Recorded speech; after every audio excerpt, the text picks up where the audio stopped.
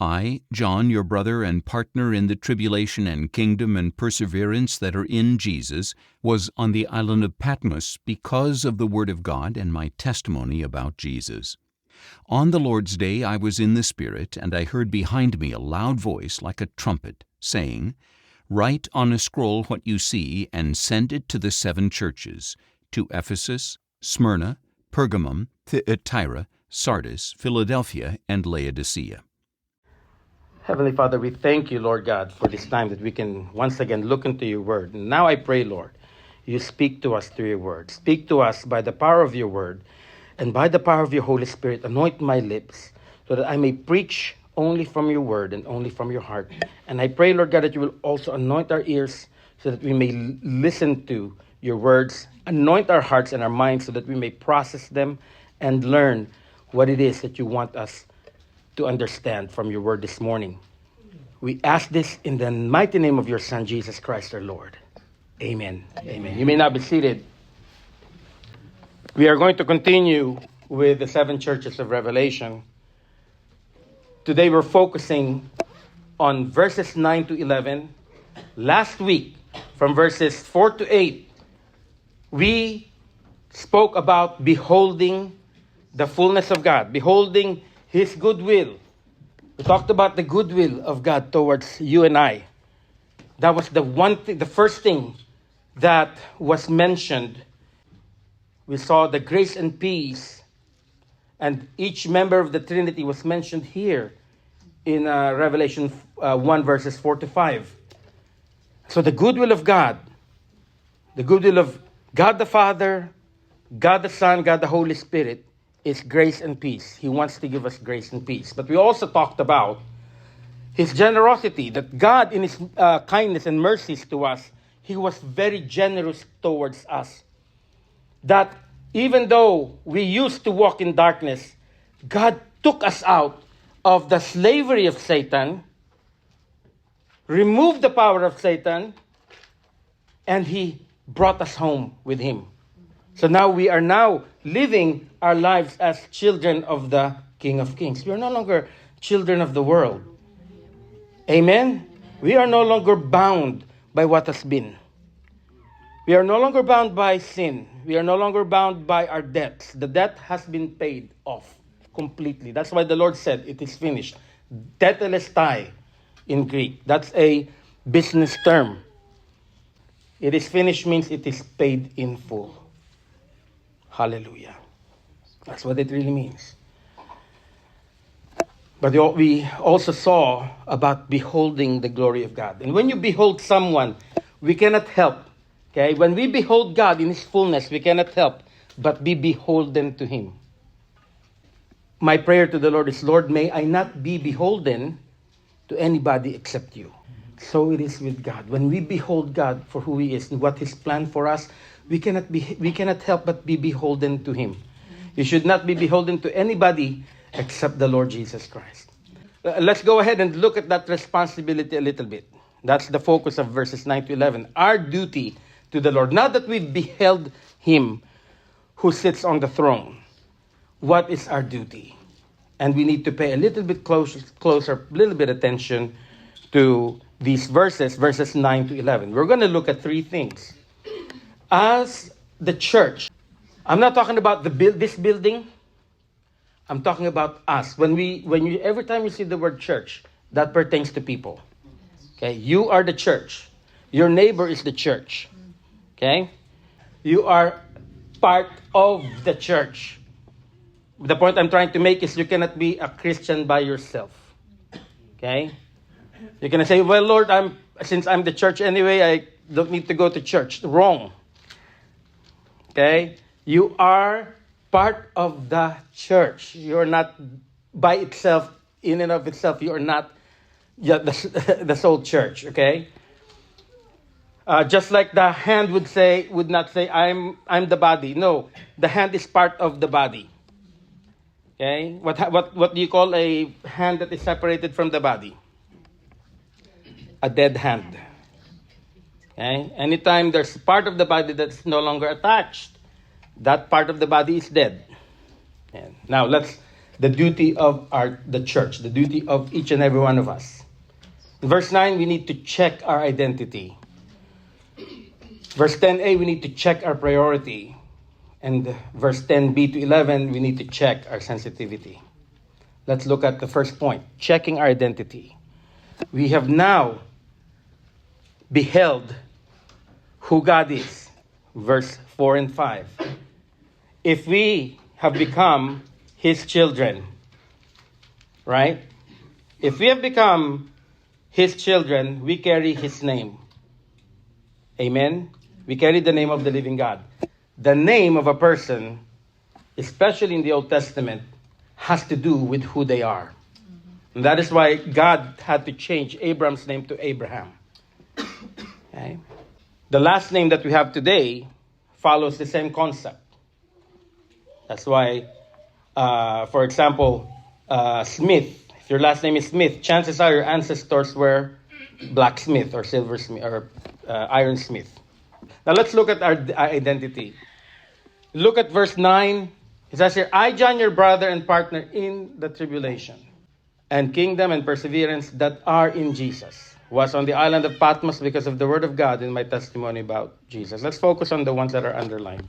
I, John, your brother and partner in the tribulation that are in Jesus. Now you might say to me, Pastor, your message last week was really good. You talked about the goodwill of God. You talked about how God took us from darkness and made us a kingdom of priests. Pastor, didn't you say we have the authority to pray over our circumstances? And my answer to you is yes, we do. We have the authority to pray over your circumstances. I told you last week that if you know that God wants you to do something and you haven't done it yet, and all of a sudden you get or maybe you're younger, okay, and you're just starting your family, and all of a sudden you get a report from the doctor that says you have a life-threatening condition. I told you, don't accept it. You can come to the Lord in prayer, and by the authority of the living God, you can say, Lord, I know this is not your will for me. I believe that 100%. And the Bible speaks about that all over the scriptures. But then you come to this place, and you kind of like, Pastor, is the word of God contradicting itself? Because weren't you just preaching about the goodness of God and His grace to us and how He wants to bless us? Yes. So what about the tribulation? What do we make of this? I, John, your brother and partner in the tribulation. Another word for tribulation is suffering. Your brother and partner in the suffering. Now this is John the Apostle. The Apostle John, whether because he's on the island of Patmos, currently exiled or imprisoned, if you will, that's really what it is. His exile was his imprisonment. And then it says, I, your brother John, and partner in the tribulation. Both things are true. You and I are called to live a blessed life. I believe that. Because God knows how to take care of His children. Just as the father, an earthly father would provide for their children, so does God. And God is a better provider than us. Right? He not only provides our needs, He also provides our wants. Right? Not all the time, but sometimes He gives us what we want, not just what we need. Okay? We need food. Okay? He doesn't just give us bland food, He gives us good food. Right? But then we come to this place, your brother and partner in the tribulation. What do we make of that? There's no contradiction, ladies and gentlemen. What the Word of God is telling us is that sometimes God will allow trials and sufferings to come to your life. Listen to this. The trials and sufferings that come to you is also part of God's blessings. Pastor, can you repeat that again? The trials and the sufferings that God allows to come to your life is part of God's blessings to you. Why? Because, amen, praise the Lord, because through your trials and tribulations, God is showing who He is to you. Hallelujah. So we are not just called to live a blessed life. We are called to live a life of suffering for the Lord Jesus Christ. Let's look at 2 Corinthians 4:10-11. It says here, we always carry around in our body the death of Jesus, so that the life of Jesus may also be revealed in our body. See that? So once you enter the suffering mode, it is now the Lord who is going to empower you to live through that suffering. Verse 11, for we who are alive are always consigned to death for Jesus' sake. Wow. We haven't studied 2 Corinthians yet. We've studied 1 Corinthians. But look at what it says. For we who are alive are always consigned to death for Jesus' sake, so that the life of Jesus may also be revealed in our mortal body. Another verse I want to give you about suffering and trials and tribulations. By the way, tribulation is different from the Great Tribulation. The Great Tribulation that will happen after the rapture of the church. We are not part of that. We are going to tribulations, but not the Great Tribulation. Philippians 1:29 says, for it has been granted to you on behalf of Christ, not only to believe in Him, but also to suffer for Him. Now, I bet you none of you have highlighted that verse. None of you have memorized that verse, because that's kind of like, Lord, I really don't like that verse. But it is true. It has been granted to you, to I. On whose behalf? Wow. Did you see that word, on behalf of Christ? Your suffering and my suffering, when we are suffering, please remember, you're suffering on behalf of Christ. It has been granted to you on behalf of Christ, not only to believe in Him, but also to suffer for Him. So when you're going through trials and tribulations, you said, thank you, Lord, for giving me the opportunity to suffer for you. Amen? You know, I tell you, God will deliver you, I believe it with all my heart, that if you are young and you have your family with you, and you have been struck with sickness all of a sudden, that is life-threatening, you can pray about that. And you can ask the Lord to remove that death sentence on you, and He will answer you. But I've also seen people where they're struck with arthritis and they live with arthritis for the rest of their lives. They're struck with a little bit of pain in their body and they live with that through the rest of their lives. Why? What's the difference? We see that in the life of the Apostle Paul. The Apostle Paul prayed to the Lord. He has a thorn in his flesh. And we don't know exactly what the thorn in the flesh is. Most scholars say it's a physical disability. And Paul was asking God, can you please remove my physical disability? But God told him, the 3 times that he asked, God told him, no, I will not. Because in your disability, the Lord is telling him, in his disability, I want you to see and depend on my glory. So some of you may be experiencing debilitating diseases or pains and aches, okay? To the point that it could be inconvenient. To the point that it can be tiring. I understand it. I get it. But please know that has been granted to you for whatever reason. And only the Lord will tell you what that reason is. And that's for you to grow in the knowledge and grace of the Lord Jesus Christ. That is for you to hold on to Him. That is for you. Maybe the Lord is... And actually, if you read the account in 2 Corinthians, why the Lord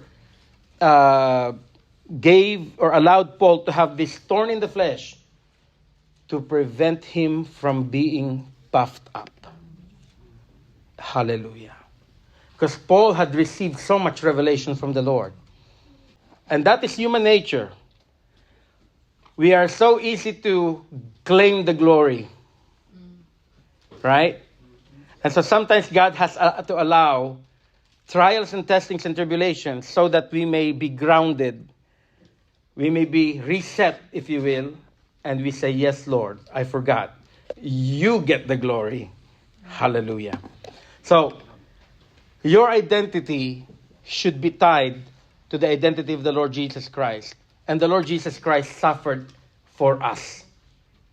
Philippians 3:10 says here, I want to know Christ. And this is the Apostle Paul in his letter to the Philippian church. I want to know Christ and the power of his resurrection and the fellowship of his sufferings. Fellowship of his sufferings. You know, I told you, if we change the name of our church to Suffering Christian Fellowship, nobody will come. Nobody will come to a fellowship that says suffering. But actually, we are supposed to want to be in the fellowship of suffering for Christ. Do not despise your sufferings. You may get tired of it, I understand. Especially physical disability. That's going to test anybody's patience. But hang in there, because that is who we are. That is part of our calling. That is part of who God wants us to be. So check our identity and identify with the Lord's tribulation, but also identify with the Lord's kingdom. Identify with Jesus' kingdom. Let's look at verse 9 again. I, John, your brother and partner in the kingdom that is in Christ Jesus. So it's not just the bad things. You also get to share in the good things. Hallelujah. There was a song by Ron Kenoly back in the 90s. Oh, I want to be a part of the kingdom. Oh, I want to be a part of the kingdom. And we should rejoice that we are part of God's kingdom. That again, we looked about that last week. We are called to be a kingdom of priests. We have the authority to come to the throne of grace and pray. We belong to the kingdom of God. How many of you know that we are going to be restored to earth? A lot of people say, oh, when I die, I go to heaven. Yes, we go to heaven, but for a short time. Because remember, the Lord himself will come down with us in what we call the millennial reign of Christ. We will rule and reign with Christ here on earth. After the millennial reign, the Lord will renew the heavens and the earth. And heaven and earth will become one. Just like in Eden. Pastor, what does it look like? I don't know. At the renewal of things, I believe that the Lord said, I will restore all things. Okay? So don't be sad if you have a pet and they live about 10 years, 15 years. But whatever it is that you lost here on earth, don't worry, God will restore that to you. Hallelujah. So our identity should be with the kingdom of God. And although I'm a citizen of this country, I hope and pray that the Lord Jesus will come soon, because his kingdom is an everlasting kingdom. His kingdom will not have an ending. Hallelujah. And you are part of that kingdom. Now look at Matthew 4:23. Jesus went throughout Galilee, teaching in their synagogues, preaching the gospel of the kingdom, and healing every disease and sickness among the people. Preaching the gospel of the kingdom. Matthew 4, that's Matthew 4. If you remember, I preached through the gospel of Matthew. If you remember, Matthew 5, 6, and 7, also known as the Sermon on the Mount. Remember, I told you, the Sermon on the Mount is about kingdom living. That is why if you look at Matthew 5:3, the beginning of the Sermon of the Mount, blessed are the poor in spirit, for theirs is the kingdom of heaven. The only way for you to come to the kingdom of God is when you say, Lord, I have nothing except you. That's what poor in spirit is. Doesn't say blessed are the poor economically. That's not what it says. It said blessed are the poor in spirit, for theirs is the kingdom of heaven. When you are spiritually bankrupt and you recognize that you have no good in yourself other than the Lord Jesus Christ, that's the only time that you will attain salvation. Because that's the only time you'll say, Lord, I need you. Hallelujah. And my prayer is that all of us will always have this prayer every morning. Lord, I need you. Every hour I need you. Right? That song, Lord, I need you. Lord, I need you. Every hour I need you. Hallelujah. So we also need to identify with Jesus' perseverance. Again, let's look at verse 9. I, John, your brother and partner in the perseverance that is that are in Christ Jesus. There's a reason why we're taking this one by one, so we will understand what does it mean to be partners of Jesus Christ. We are partners not only in His kingdom, but also in tribulation, in the times of tribulation. Because sometimes the tribulation is not just 1 day or 2 days or 1 week. And sometimes the tribulation and the suffering that you will experience may be prolonged in terms of, maybe even prolonged to a lifetime sometimes, like in the case of the Apostle Paul. But what are we going to do? We have to persevere. You cannot say, Pastor, I give up. My Christian life is too hard. Okay, my answer to you is this. You want to give up your Christian life because it's too hard? So what will happen? You want to live without Christ? Because I'll tell you, whether you have Jesus or you don't have Jesus, you will have trials and sufferings. I'd rather go through life suffering as long as Jesus is with me. Hallelujah. Because if I go through life suffering and Jesus is not with me, okay, I'll find myself on the railroad track. I mentioned that because I took the train from Roseville to San Jose this past week. And every station that I stopped, there's always the suicide prevention hotline that I saw. I said, Lord, I wonder how many people tried to commit suicide by jumping on the track of the train simply because they don't have hope. But praise God, because even though we are suffering, even though we have trials and tribulations, we have hope. And therefore we can persevere. Hallelujah. Hebrews 12:2. Let us fix our eyes on Jesus, the author and perfecter of our faith, who for the joy set before him endured the cross, scorning its shame, and sat down at the right hand of the throne of God. The Lord endured the cross for you and I. It says there, who for the joy set before him. Do you know who that joy set before him? That is us. The reason why the Lord endured the cross is because he knew that was the only way for Pastor Kirby to be saved. That is the only way for Sister Christina to be saved, for Sister Susan to be saved, and Brother Raymond to be saved, and so on and so forth. The Lord endured. And if the Lord endured, is it a big thing to ask, that God would ask of us to endure patiently the suffering and trials and testings that we have to go through? I don't think so. I don't think so. But sometimes, and I get it because I do that too. I have my drama with the Lord. Like, Lord, I can't believe I'm suffering this. But we need to remember, and that's why the Lord is teaching us patience. And he continues to give us trials and testings until we pass it. And once you pass it, you will get another trial and testing for you to pass. Hallelujah. It's a never-ending progression. It's called sanctification. And we are in the process of being sanctified right now. And we ought to thank God for that. Praise the Lord. Matthew 24:13 says here, but the one who perseveres to the end will be saved. But Pastor, I thought we were already saved. Yes and no. The Bible is like that.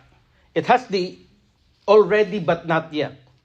You and I are already saved. We are already justified. See, that's part of the salvation itself. I don't know if you remember. Salvation consists of justification and sanctification and glorification. We are justified by grace, not by works. But we are being sanctified right now. Meaning we are being conformed to the image and likeness of our Lord Jesus Christ. And that's the one that's a little bit hard. As the Holy Spirit is working in us and trying to tell us, you need to stop doing that, child. That's not good for you. Or the Lord is trying to mold your character through your trials and tribulations.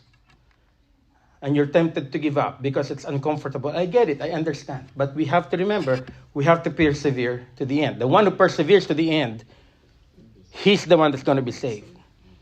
That's why I tell you every time, it doesn't matter how long ago you've received the Lord Jesus Christ. My question today is, is Jesus still the Lord of your life? Good that you accepted Him 5 years ago. Good that you accepted Him 10 years ago. Is He still the Lord and Savior of your life? That's the determining factor.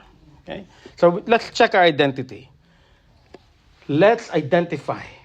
Not with what we have, not with what we've attained, not with what we've inherited from our earthly parents, not with our last name, not with our social status, but let us identify with the Lord's tribulation, with the Lord's kingdom, and with the Lord's perseverance. And we also have to check our priority, chapter 1:10a. On the Lord's day, I was in the Spirit. That is Revelation 1:10a. A means first part of that verse. Okay? It says there, on the Lord's day. What is the Lord's day? What's the Lord's day? Anybody? Sunday. Amen. Why is Sunday the Lord's day? Because that's the day He rose from the dead. So when you see that in the New Testament on the Lord's day, that is Sunday. Or sometimes it will say the first day of the week. That's Sunday.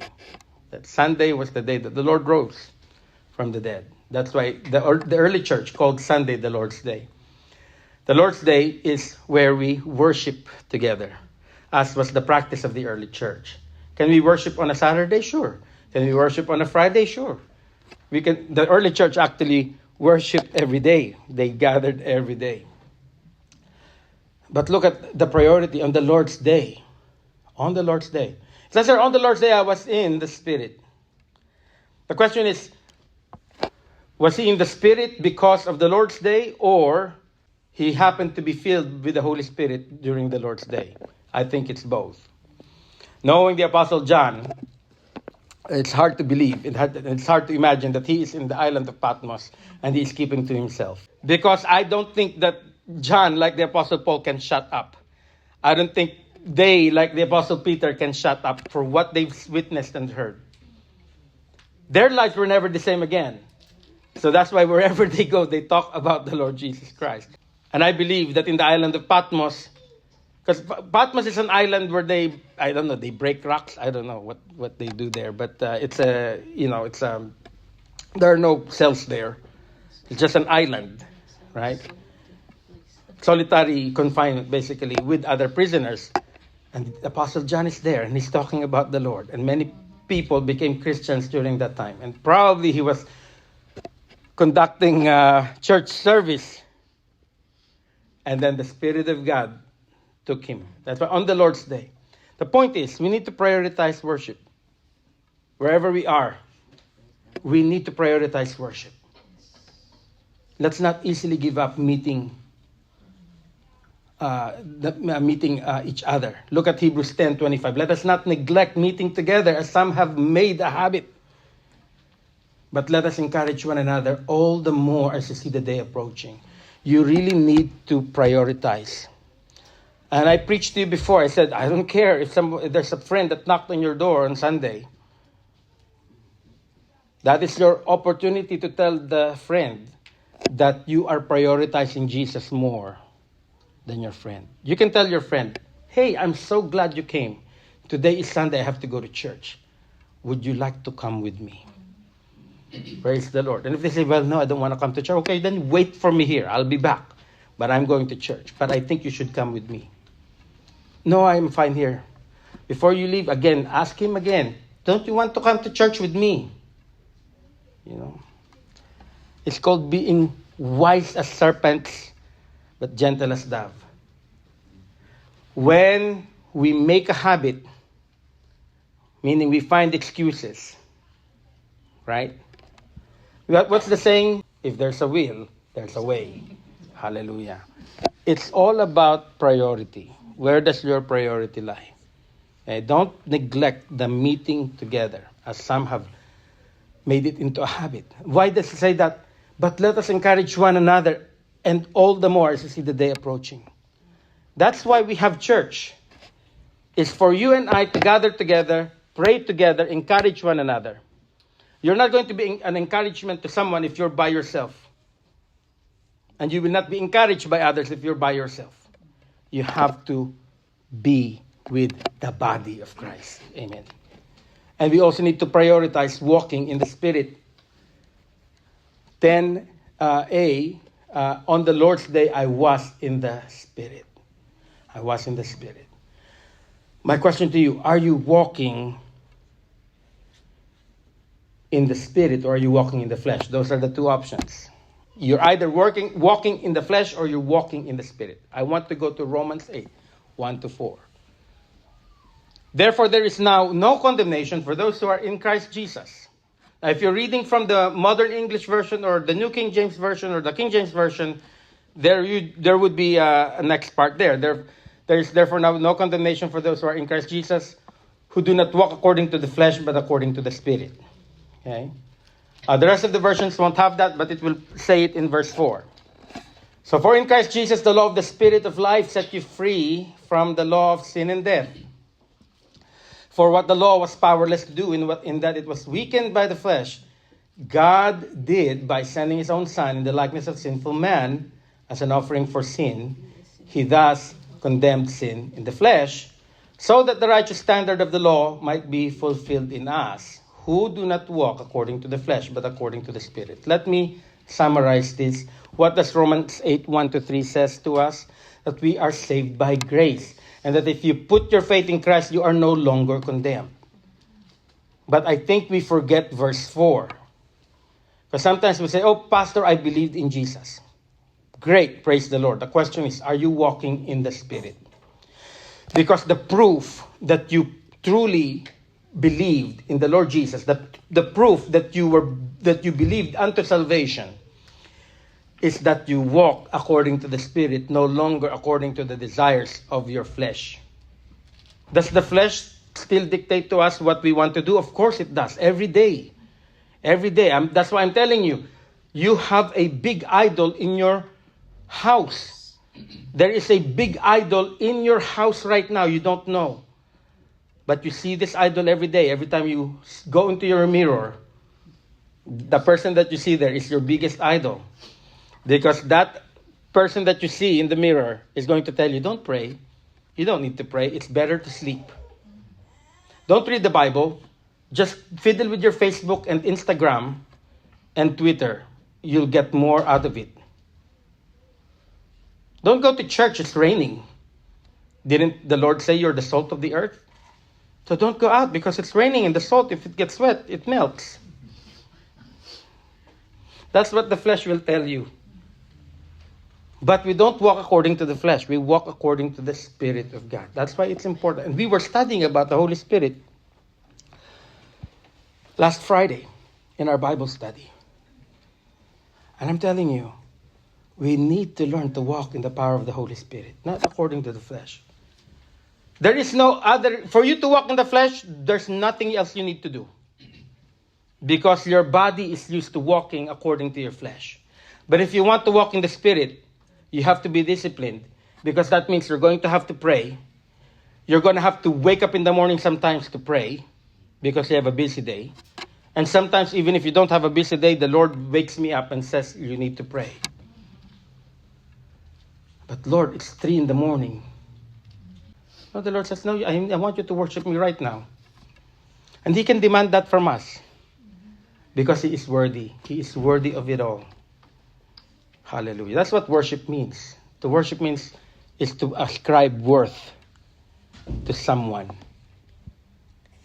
So we need to learn to walk according to the Spirit. You want to experience the power of God in your life? You want to experience deliverance in your life? You need to seek the Lord. By prayer. By reading the Word of God. It's not so much that you're not allowed to fiddle with the Facebook or watch TV. You can. There's nothing that prohibits you from doing these things. The question is, how much time do you devote in your... I'm telling you, I took off Facebook. It's a time waster. Pastor, I'm waiting for my haircut, so I just look at TikTok. You know what? Read the Word of God. Read the Bible instead of the TikTok. And the more you watch TikTok, the more you watch YouTube Shorts. I'm like, why am I watching this? This is a waste of time. It's clickbait. A lot of times it's clickbait. They show you, The best recipe. And then you look at it and like, that's not a recipe. That's garbage. Nobody will cook meat like that. You know. You want to get the most out of the Lord, worship Him.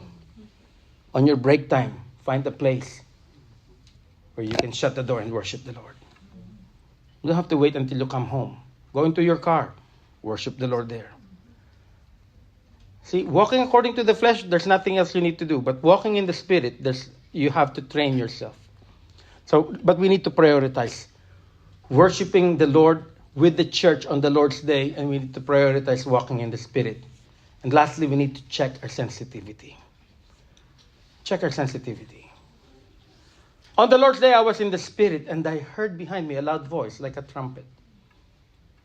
See, the Apostle John was so sensitive to the Holy Spirit that when the Lord speaks to him, he hears it.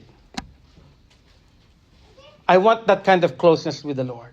And my prayer is, Lord, I want to be so close to you that I can hear your heartbeat. That close, Lord. I want to be close to you, Lord, that I hear your voice. Because when you practice walking in closeness with God, at the moment of the trial and tribulation, you will not hear the devil. You will hear the voice of God that says to you, son, you can do it. Son, keep at it. Daughter, don't mind it. Just continue. But when we don't practice close walking with God, what we will hear are the discouragements. That's why many Christians are easily discouraged, because they don't spend time cultivating closeness with the Holy Spirit. See, we were studying about the Holy Spirit last Friday, and we said the Holy Spirit is a person. It's not a force, it's a person. And therefore, if we want to be close with a person, we need to spend time with that person. Right?